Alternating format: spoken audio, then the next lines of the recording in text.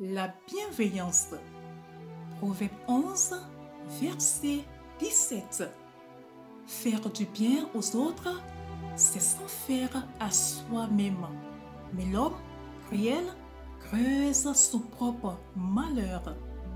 Cher auditeur de paix divine, la bienveillance est une attitude ou un acte qui fait du bien à autrui. Elle est dirigée vers les autres, appréciée par les autres et édifiante pour les autres.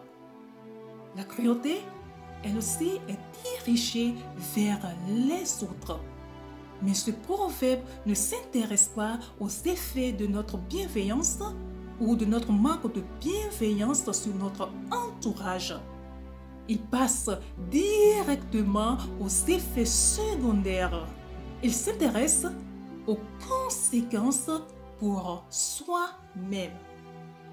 Tout comme la patience valorise ceux qui sont les moins enclins à se faire valoir, la bienveillance édifie ceux qui s'intéressent le plus à l'édification d'autrui.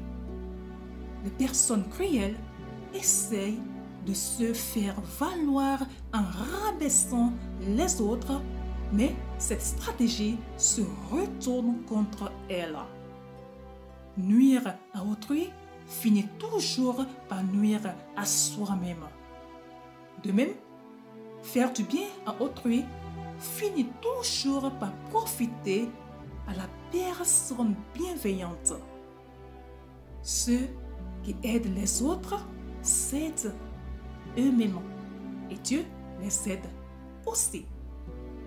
Mais soyons prudents quant à notre définition de la bienveillance.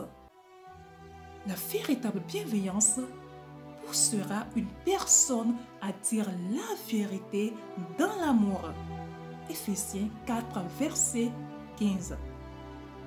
Personne ne remettrait en question la bienveillance de Jésus, mais elle pouvait être très provocatrice à l'égard de ceux qui déformaient la vérité et la justice. Toute personne sage n'aura aucun mal à accepter le verset suivant. Si le juste me reprend, il me prouve son amour. Qu'il me fasse des reproches, c'est sur ma tête un parfum que je ne refuse pas.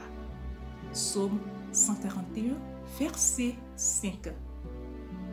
La bienveillance, c'est l'effort délibéré de chercher le bien d'autrui.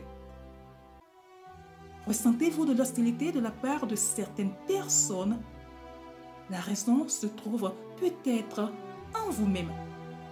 Peut-être n'avez-vous pas fait l'effort d'être bon. On récolte ce que l'on sème. Celui qui sème la gentillesse récolte l'amour. Certains considèrent-ils votre gentillesse comme un dû? Ce n'est pas le cas de Dieu. Un proverbe populaire déclare « Aide-toi et le ciel t'aidera ». Mais la Bible déclare que Dieu aide ceux qui aident les autres. Bien-aimés, si vous êtes de ceux-là, vous en bénéficierez aussi. Bonne méditation à vous sur cette pensée de Mère Teresa. Une parole aimable peut être courte et simple, mais elle résonne à l'infini. Shalom.